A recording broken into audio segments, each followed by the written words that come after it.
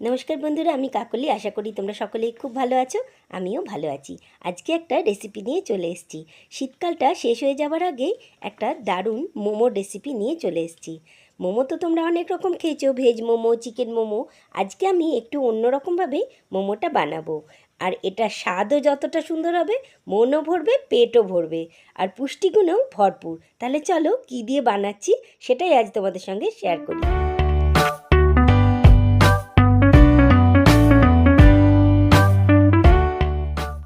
মোমো বানাবো। নিয়ে নিয়েছি দেখো বাঁধাকপি পাতলা করে কেটে, আর গাজর কেটে, আর এই দেখো এই সয়াবিনগুলোকে আমি জলে ভিজিয়ে তার থেকে তুলে নিংড়ে বাটিতে রেখেছি। আর নিয়েছি একটু পেঁয়াজ কলি কুচো, পেঁয়াজ কুচো, কাঁচা লঙ্কা, রসুন, এগুলো সব ছোট ছোট টুকরো করে কেটে নিয়েছি।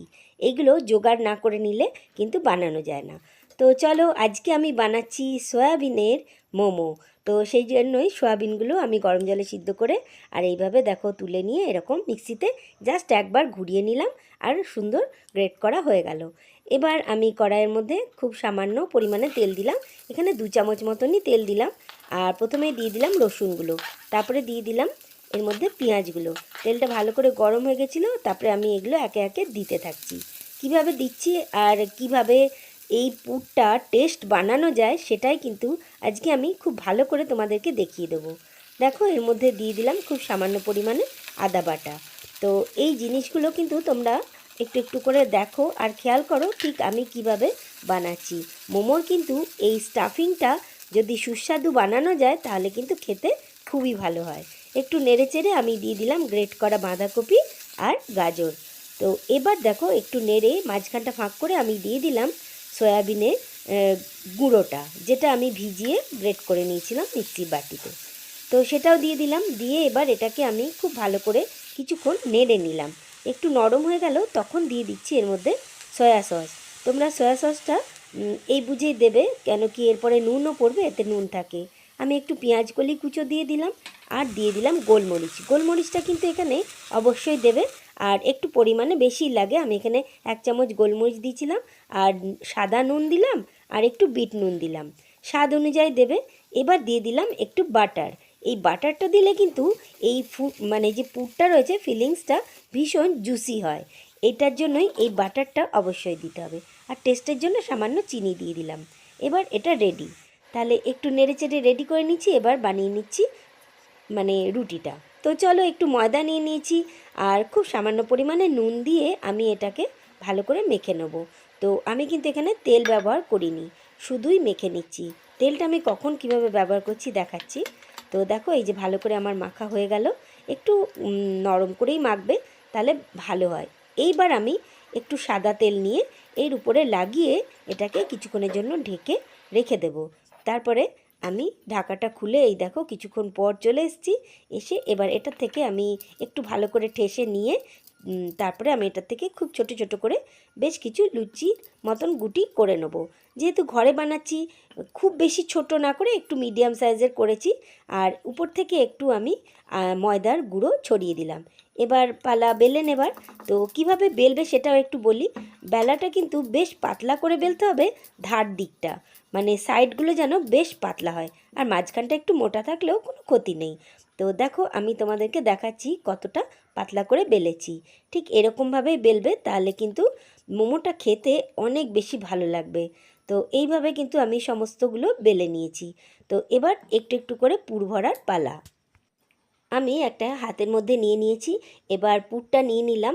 আর পুরটা তোমরা যেহেতু ঘরে বানাবে একটু বেশি করে দিয়ে পুরটাকে বেশ ভালো করে ভর্তি করে দিয়ে আর টিপে দেবে একটু। তারপরে এটাকে যে যেরকমভাবে শেপ দিয়ে মুড়তে পারো সে সেইভাবেই মুড়ে নিতে পারো।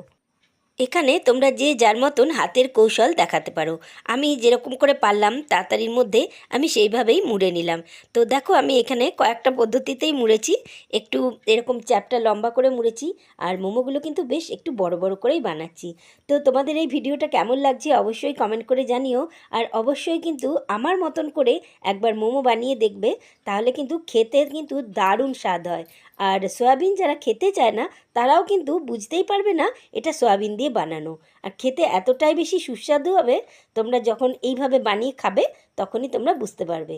দেখো এই দ্বিতীয় মোমোটা একটু অন্যরকম শেপ দিয়ে বানিয়ে নিলাম। এই দেখো কেমন হয়েছে মোমোর শেপগুলো একটু বলো। এবার দেখো স্টিম দেওয়ার পালা। আমি কড়াইতে একটু জল দিয়ে দিয়েছি আর একটা এরকম ছোট ছোট ফুটো দেওয়া একটা থালা নিয়ে নিয়েছি, এরকম ছিদ্র থালা হলে ভালো হয়। এবার এর মধ্যে একটু তেল ব্রাশ করে আমি মোমোগুলোকে একে একে এর মধ্যে সাজিয়ে দিচ্ছি।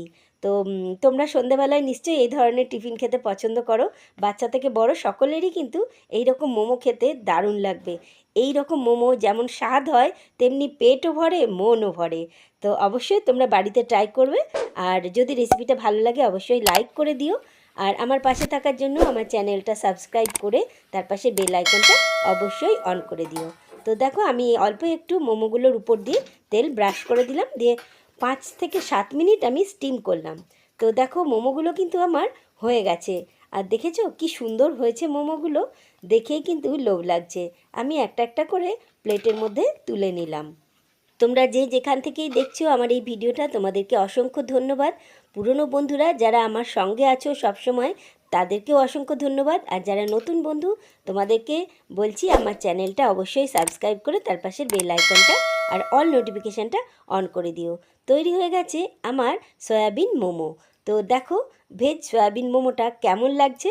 আমি একটু সাজানোর জন্য একটু পেঁয়াজ কলি উপর থেকে ছড়িয়ে দিলাম। দেখতেও ভাল লাগছে আর খেতেও ভাল লাগছে। আজকে আমি এটা পরিবেশন করেছি জাস্ট টমেটো সস দিয়ে।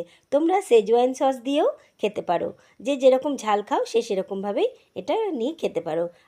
আর এর সঙ্গে গ্রিন চাটনি দিয়েও খেতে দারুণ লাগে। তো আজকে রেসিপি নিশ্চয়ই তোমাদের ভালো লেগেছে, তোমরা অবশ্যই বাড়িতে ট্রাই করবে। আবার দেখা হবে নতুন কোনো ভিডিওতে নতুন চমক নিয়ে। ততক্ষণের জন্য টাটা, বাই বাই।